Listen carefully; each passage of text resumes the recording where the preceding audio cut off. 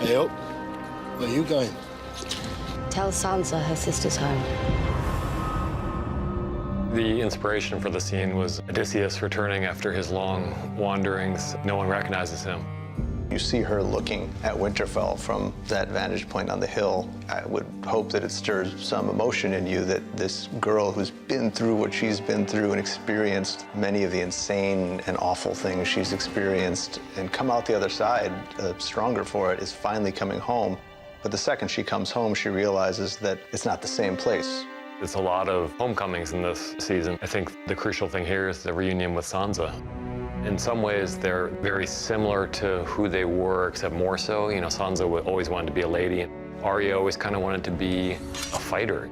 In other ways, they're so different than they were when they last saw each other. Both of them have had difficult journeys and difficult in their own ways. I think they come to respect the other in terms of how they've grown as people, but at the same time, that doesn't diminish the tension between them. John left you in charge. He did. By the end of that scene, they finally get to a place where there's a connection that's more genuine. And the idea with the scene was we wanted to lay in the beginnings of the storyline where Sansa realizes what Arya is now. Your list Of people I'm going to kill. Sansa doesn't really know much about where Arya's gone and what she's done since they last saw each other. This scene, more than anything else, tells her what she's been up to. And the fact is, Brienne is a pretty legendary swordswoman, and it looks like Arya maybe beat her. I mean, Sansa's watching it, and she's not quite sure, is Brienne holding back? Arya's really good at killing people. That's a bit worrisome. Who taught you how to do that? No one.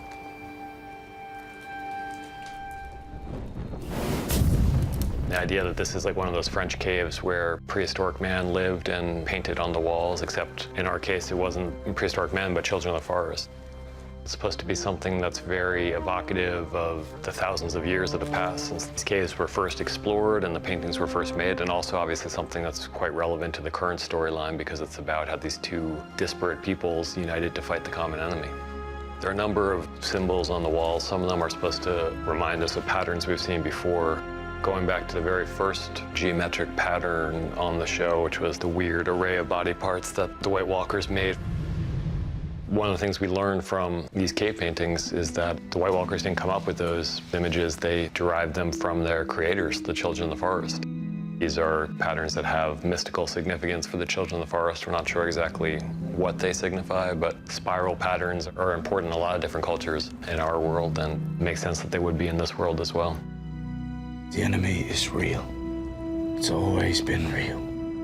There's tension on two sides. One is the political, where Jon Snow has his own very specific purpose here on Dragonstone, and that's to get the dragon glass, and if possible, to convince Dany to fight with him.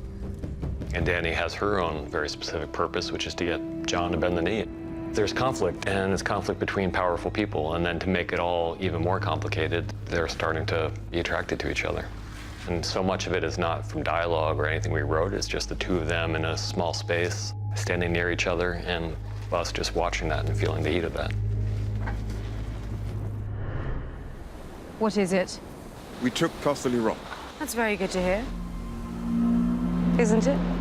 She had a nicely triumphant return to Dragonstone, which nobody contested or got in the way of. From that point on, she's lost two of her principal allies. She's lost a lot of her fleet. She's in a position where if she doesn't step up soon and come up with a big win for her side, she's going to lose this fight before it even begins. I think she really feels the pressure of her situation more than she ever has before. It's a fight she's been waiting for her whole life. I think there are several stories interplaying here. Part of it is that Dany's finally cutting loose. The whole first part of the season, she's been frustrated. In following Tyrion's counsel, she's been fighting with one hand behind her back, and so she hasn't really unleashed the Dothraki horde. She hasn't really set the dragons into combat yet. With the loot train battle, one of the things that's most exciting about it for us, this is the first time we've ever had two sets of main characters on opposite sides of the battlefield, and it's impossible to really want any one of them to win and impossible to want any one of them to lose. We can hold them off.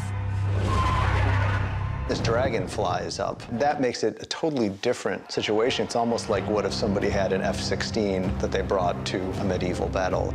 You start to scrap the history of it a bit and just think about how would those things interact with each other in a way that's exciting and believable to the extent that dragons are believable. Qyburn realized that the dragons were vulnerable. They might be fearsome beasts, but they are mortal and they can be hurt and they can be killed. So we see the Scorpion come into play, manned by Bronn, and we see Drogon wounded. Things turn out okay for them, but I think it also changes the calculation a little bit because now they know these weapons are on the board. This ongoing war with Cersei is entering into dangerous territory. Jaime's charge at Daenerys is a hard thing to top for me in that sequence, only because when you have a principal character trying to murder another principal character, that doesn't happen all that often.